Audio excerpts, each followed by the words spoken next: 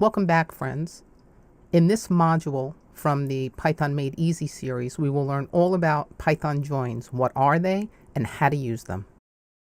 You may have come across Python joins in your travels.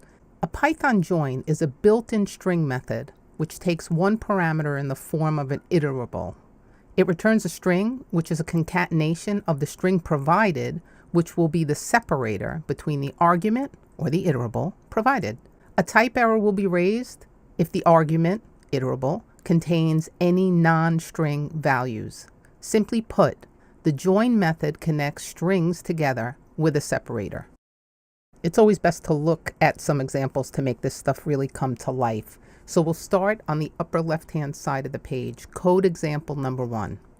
I have a variable called my_sep, for my_separated, equals a string that is the equivalent of 2 equal signs and a greater than sign. Then I have a list called list1 with 4 elements in it. Then I have a print statement, my_sep, my separator, dot join, and then in parentheses, list1. So list1 is the argument, my sep is our separator. And you see what the output is. What happens is the separator is inserted between each of the elements in the list. Now let's look at code example number 2. Our separator here is a comma. And you see I'm using a different list, but it still has 4 elements. And the output here is all these elements with that comma in between.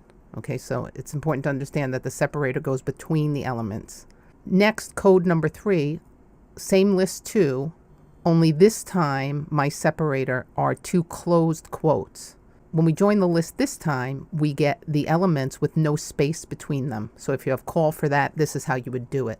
Now to the upper right-hand side of the page, code example number 4, same list 2.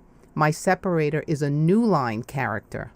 So when we print it out this time, each one of the elements goes on its own line. And finally, a little bit of a bonus here. This is not actually just a regular join method, but this is os.path.join. This comes from the Python built-in os.path module. This function's helpful if you need to create strings for file names, for instance. So we import os, then we have my_dir equals /user/test. Then I have a list, my_files, and that has 5 different files in it. Actually, it has 5 different elements in it. Some are not files. Then I have a for loop for files in my files. My_join equals os.path.join.